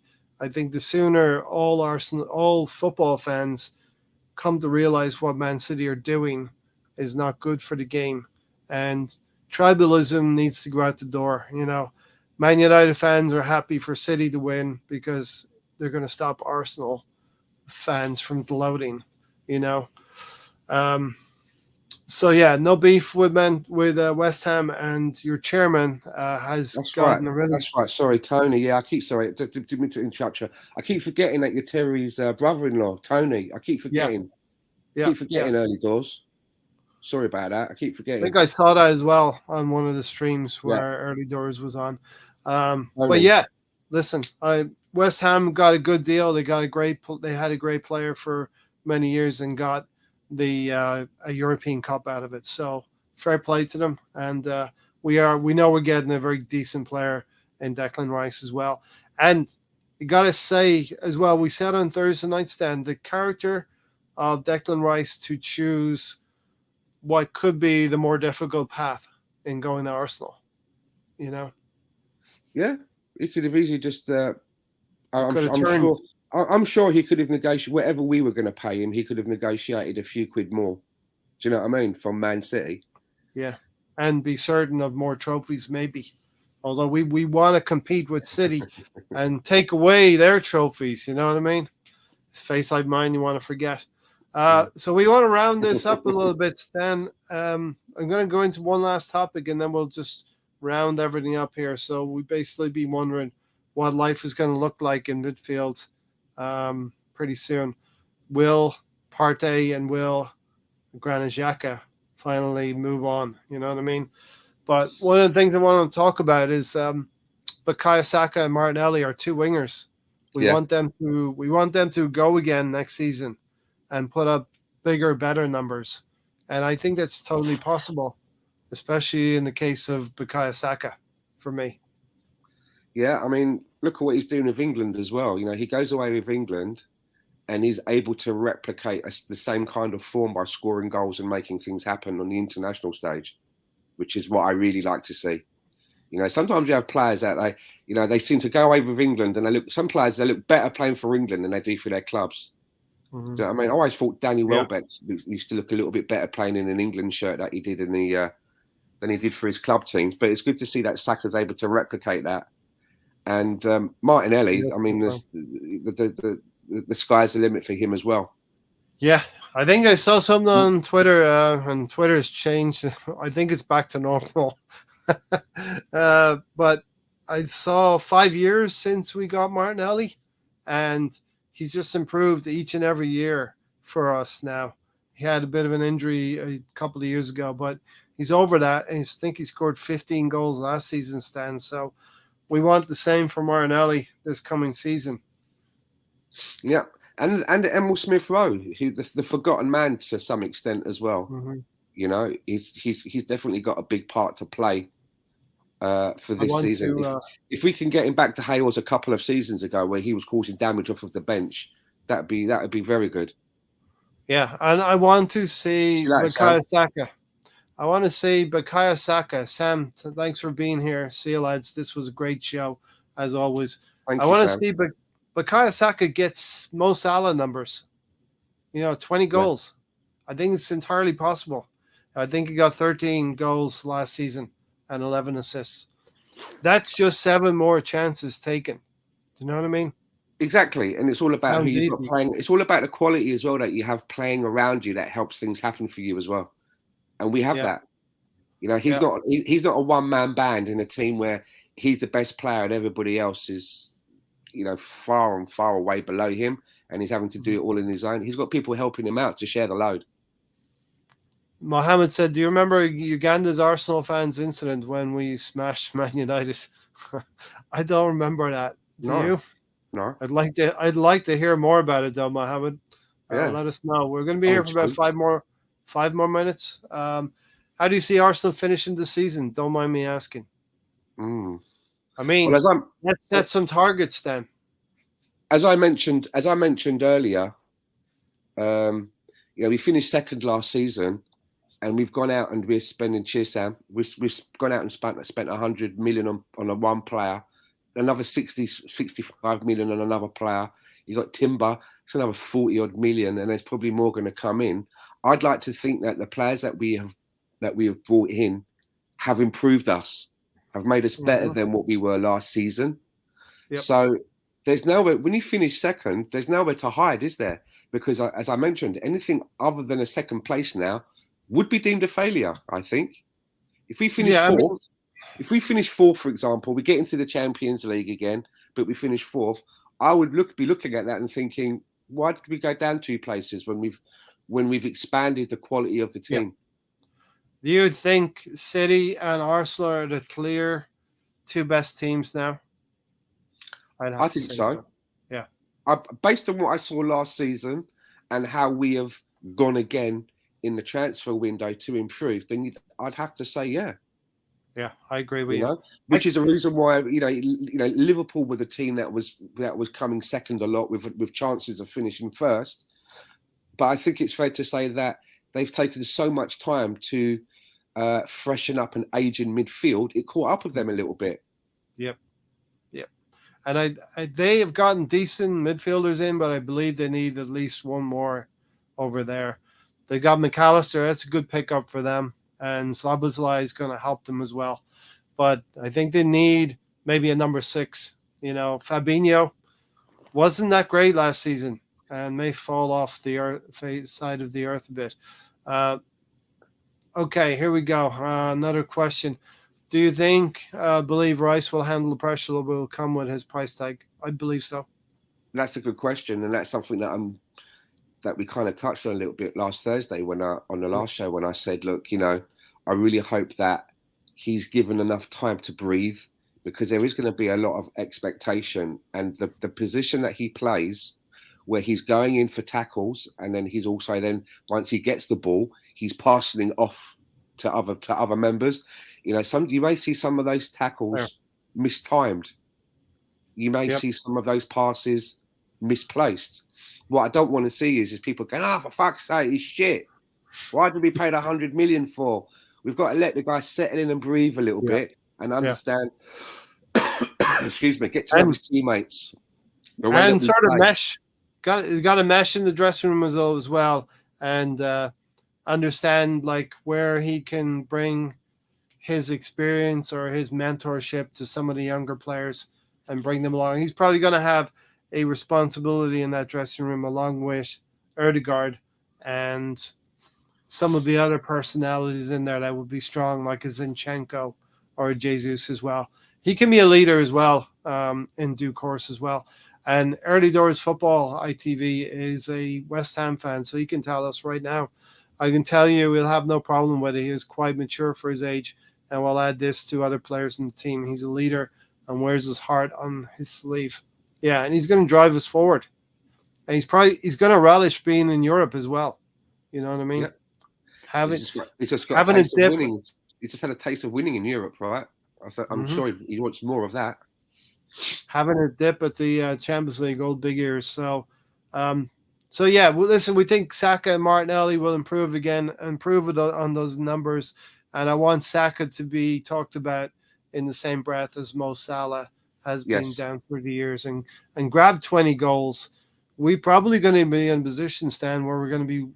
I don't want to be like too cocky here, but we should be in a position where we're winning games 3-4-0. You know. Putting games to bed by 60 minutes, which will allow Arteta to go against maybe his own nature and bring substitutions in after 60 minutes. Do you know what I mean? I'd like to be more in control of games because, as I mentioned earlier as well, it did feel that every other game we'd find ourselves in a situation where we'd be a goal behind and we'd have to come back from behind. And we always did, and we took care of business. But I want to see us, you know, being in total control of games from the beginning. Yeah.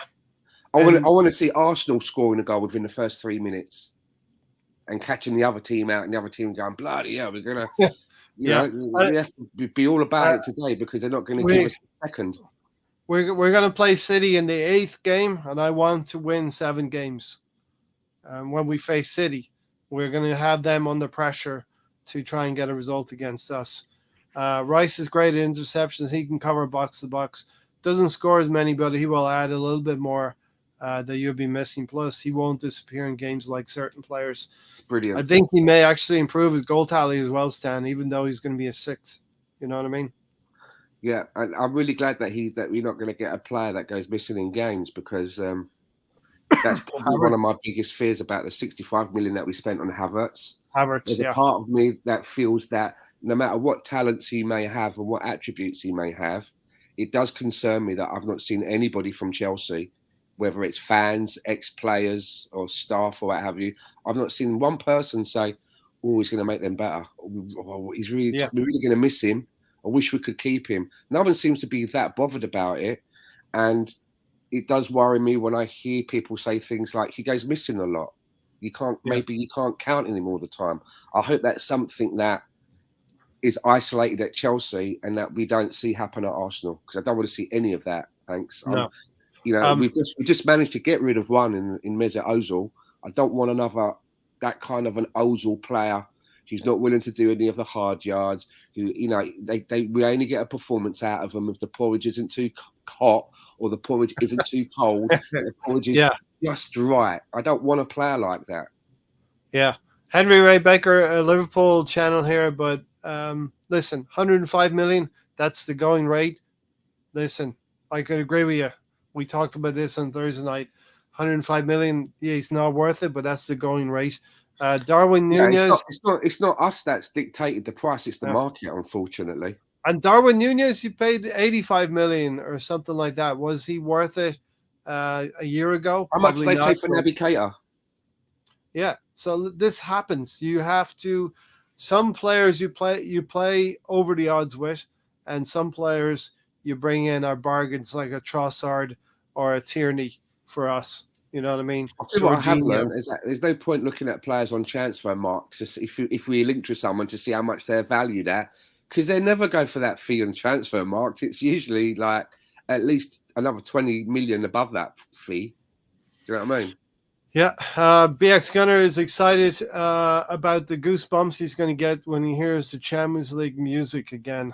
Forget about the cost if he comes in and does the job. That's what matters. And people, if you play well, they won't talk about your price tag if you play well. Nobody talks about Grealish anymore because he had supposedly a good season last year. They were incarcerated for his celebration by the police, I suppose. It was so viral. This was in Uganda. I'll have to check that one out, Mohammed. Henry, I don't care. It's 105 extra in Hammer's coffers, and it costs us nothing. Early doors football, you have to spend that money wisely now. You know, you got a big chunk of change there, and the trick now is to spend it wisely. Excited to see who we get. Yeah, it is good. Stan, we got 3 players in, and we're just going to finish up here now on this point pretty much. 3 players in, but the emphasis now will be about moving players out the door until we go again, probably in late July or early August. Yeah, I definitely think that there could be another couple of surprises. You know, there could be. You know, we didn't know nothing about Teabag when he was coming in. We didn't get any of that Fabrizio Romano bollocks about him. It was all sort of like done on the down low, and that could be going. That something, you know, a couple of those could be going on. So this is the exciting thing. We know that we've got all of the major stuff done now this month quite early, and you know, it gives us an opportunity now to just sit back. And any players that do come in the door between now and the end of the window, for me, it's just going to be a bonus. Who knows what could happen?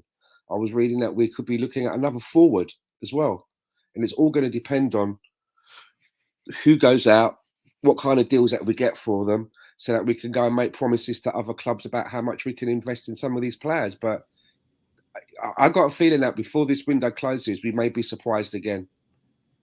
Really surprised. Yeah, we could even be somebody like a Caicedo, because as I understand it, and when I say as I understand it, it's not because I've got any connections to the club. It's listening to people like Charles Watts, and Charles Watts, for example, is extremely well connected, and he says that the plan was for us to get Caicedo last January.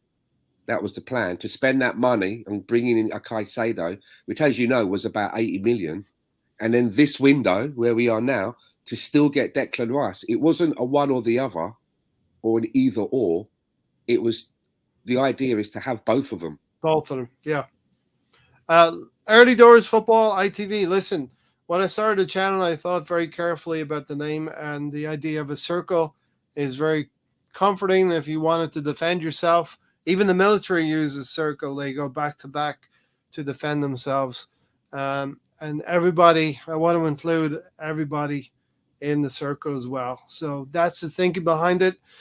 We all have different opinions on football, and we all come as a circle. We come as a round table, talk about it, and then we go about our business, because this is our hobby. Only Stan gets blue M&Ms in his contract. That's the only thing.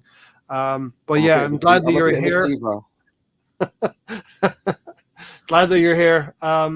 Another thing that rival fans are salty about is that we're number 2 in the pot for the Champions League. So theoretically, our draw should be a little bit easier. Real Madrid, Celtic, Ajax, Arsenal would be the dream group. But that seems a little, well, maybe it's not too tough, right? I'd like to be in the same group as Celtic and smash them home and away.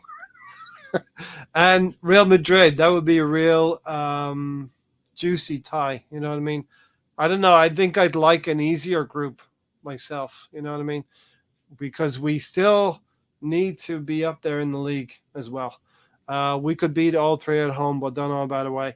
The thing, I've been watching Champions League, and I've been looking from the outside in, and the thing about the Champions League group stages is you just have to navigate to be probably the top seed, and you will lose. We'll probably lose a game away from home as long as you take care of business at home.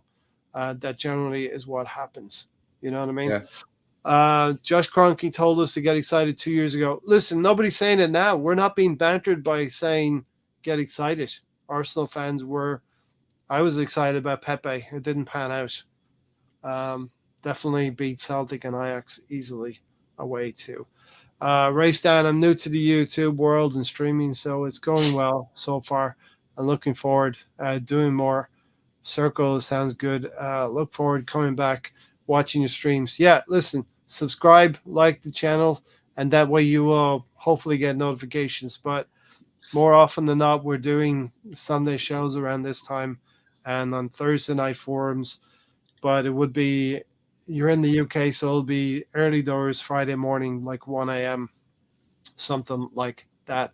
And also as well, can I just say to those of you that, because we've got a lot of people listening in that aren't necessarily in the chat box participating with us, if you are looking for any kind of maybe some fun merchandising, whether it be mouse mats, mugs, hoodies, caps, kind of retro and also mainly Arsenal orientated merchandise, go over to my store on Etsy. I've got a store there called The Gooner Shack, all written together, The Gooner Shack on Etsy.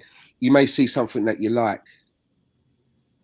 And I will drop the link here as well. So come back and check it in the description. I'll drop a link in the description after the stream is over. Come back and check out the description as well. And go check out that Gooner Shack, all one word, on Etsy for Stan as well.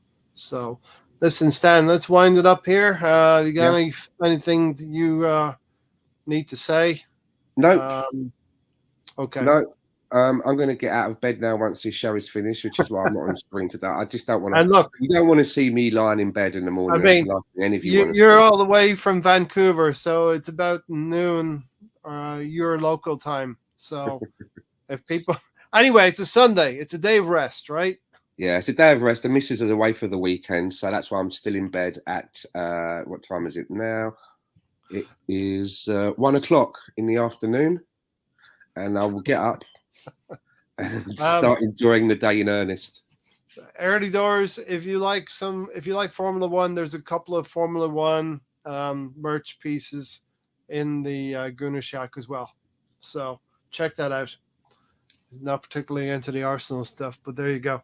All right. Listen, Arsenal, we don't know where we're going in midfield. We do know we need to bring in another piece or two.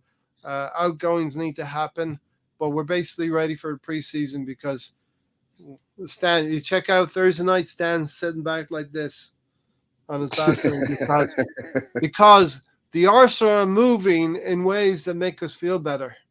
The Arsenal are moving. Sláinte, boys, thank you for being here as well. Cheers, boys. Slán lat. All right, we're out of here. Thanks everyone for watching. We'll see you on the next one. Take care. Have a good week, everyone. Yep. Happy Sunday.